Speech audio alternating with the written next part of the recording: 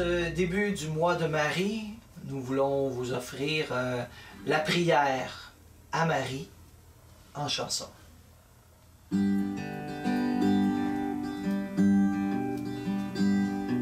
Salut Marie, comblée de grâce, le Seigneur est avec toi. Tu es bénie entre toutes les femmes, et Jésus, le fruit de tes entrailles, est béni. Sainte Marie, Mère de Dieu, prie pour nous pauvres pécheurs, maintenant et à l'heure de notre mort.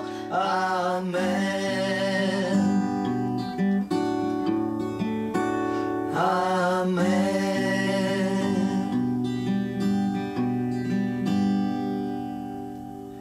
Bon mois de Marie.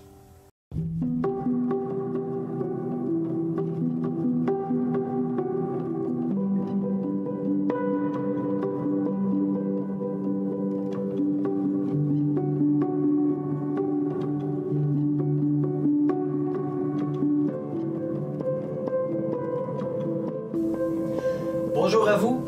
Écoutons ensemble l'évangile du jour. Le texte est tiré de l'évangile de Jean.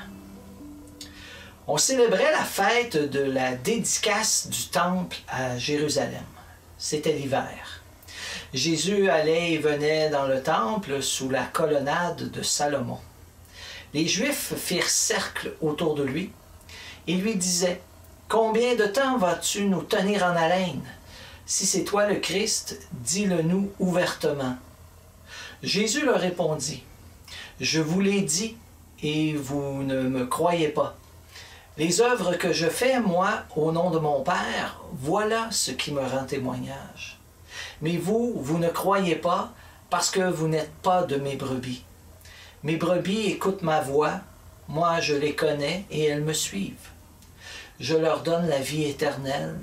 Jamais elles ne périront, et personne ne les arrachera de ma main.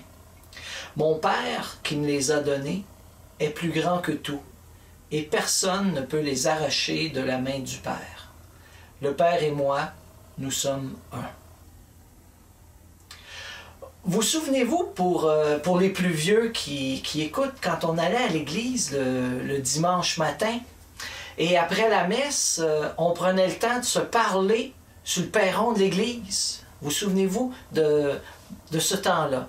On s'en racontait des choses, on s'en donnait des nouvelles. Puis des fois, on restait assez longtemps, puis on en profitait pour confier aux autres des choses plus personnelles. C'était un moment presque aussi important que la messe elle-même, parce que les membres de la communauté, après avoir célébré ensemble, ben, ils fraternisaient, puis ils consolidaient des liens. À l'époque de Jésus, c'était un peu pareil autour du temple et sous la colonnade de Salomon. La colonnade de Salomon, c'était une sorte de grande aire ouverte et couverte où le peuple pouvait marcher, se reposer. Il était protégé du mauvais temps ou de la chaleur et du soleil. Il y avait de l'action autour du temple et de la colonnade. Il y avait des gens priants qui venaient se recueillir pour offrir des sacrifices. Il y avait les marchands, il y avait les prêtres, il y avait ce que j'appelle les ouéreux, ceux qui venaient voir ce qui se passait pour aller ensuite raconter ça aux autres. Hein? Il y avait des païens, des non-juifs. Il y avait des hommes et des femmes de toutes les couches de la société. Puis la colonnade de Salomon, ben, c'était un peu comme nos perrons d'église. C'est là où Jésus allait pour parler aux gens.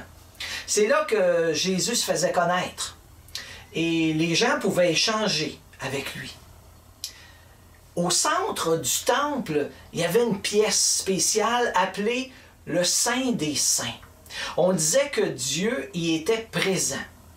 Et Jésus, lui, il était parmi la foule, dans l'action, partageant le quotidien des gens. Et Jésus va dire aux gens qui l'écoutent, « Le Père et moi, nous sommes un. » Quelle belle représentation de l'union entre Jésus et son Père. Dieu se trouve dans l'endroit le plus sacré du temple, puis en même temps, il se trouve parmi les gens. La plus belle image que je connaisse de cette représentation de Dieu, c'est la vie de nos amis moines cisterciens de Rougemont.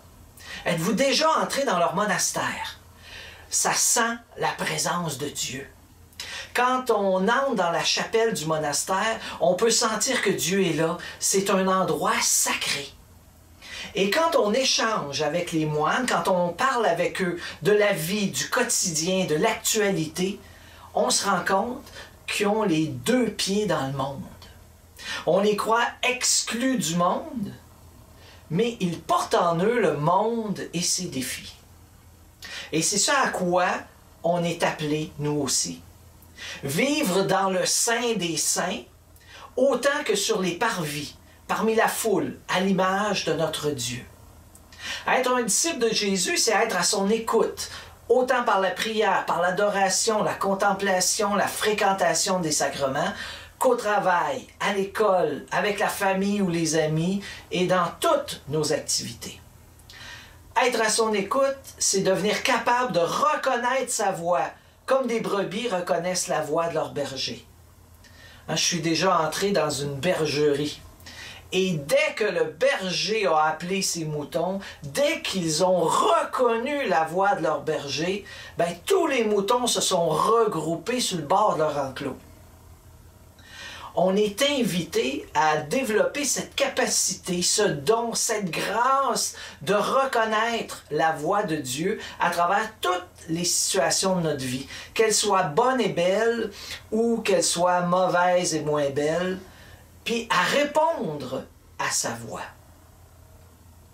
Alors que le Seigneur vous bénisse, qu'il vous donne la grâce de reconnaître sa voix partout où vous êtes appelés à vivre votre appel de disciple, c'est-à-dire partout où vous êtes.